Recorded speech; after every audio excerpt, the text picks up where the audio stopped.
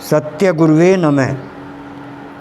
रसना यदि काबू हो गई, जीवन में सफलता मिल जाए। सत्यानंद वह फिरे भटकता, रसना ना काबू कर पाए। रसना जीव को कहते हैं जी, जिह्वा को। और जिह्वा दो तरह से काबू में करनी पड़ती है। एक तो वाणी के द्वारा बोलने में, और एक भोजन में।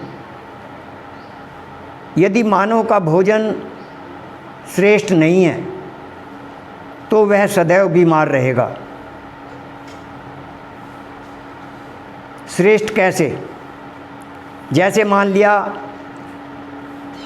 इस समय आम का मौसम चल रहा है, आम चल रहे हैं अब, और आम के साथ मानव दही ले लेता है, मट्ठा ले लेता है, करेला खा लेता है, हरी लाल मिर्च खा लेता है, केला खा लेता है, तो इन सब को, और फिर आम खा लेता है,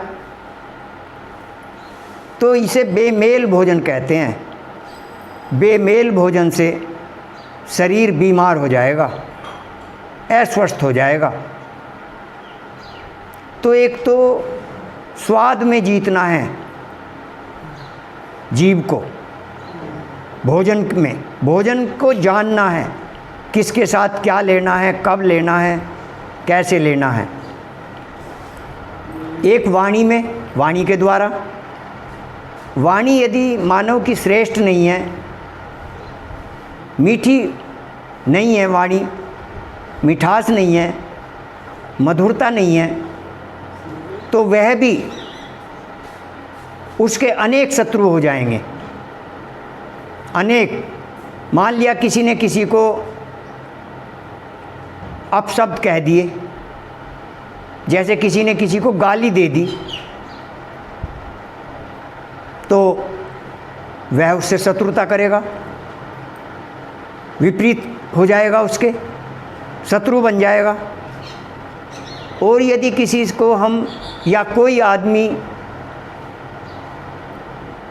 मीठी वाणी बोलता है, प्रेम की भाषा बोलता है किसी के लिए, तो वह मित्र बन जाएगा। जिस समय बालक माँ के गर्भ से बाहर आता है तो उसका कोई शत्रु नहीं होता, एक भी शत्रु नहीं होता उसका। फिर बड़ा होता है, बड़ा होकर वह कार्य करने लगता है, तो कुछ उसके मित्र बन जाते हैं, कुछ शत्रु बन जाते हैं। मित्र कौन बनते हैं? जिनके साथ वह श्रेष्ठ व्यवहार करता है, और जिनके साथ निकृष्ट व्यवहार करता है वे शत्रु बन जाते हैं, शत्रुता करने लगते हैं, उसकी हानि करने लगते हैं। तो मित्रों, मित्र और शत्रु बनाना मानव के अपने हाथ में है। अपने हाथ में कैसे? जो सही कार्य करो तो सब मित्र बनते चले जाएंगे, गलत कार्य जो करेगा शत्रु बनते चले जाएंगे। तो इसीलिए मानव को अपने जीवन में श्रेष्ठ कार्य करने चाहिए, मधुभाषी होना चाहिए, तो सब मित्र बन जाएंगे, सारा संसार मित्र बन जाएगा। बस यही मानवता है। प्रेम से बोलिए श्री सतगुरुदेव महाराज की जय।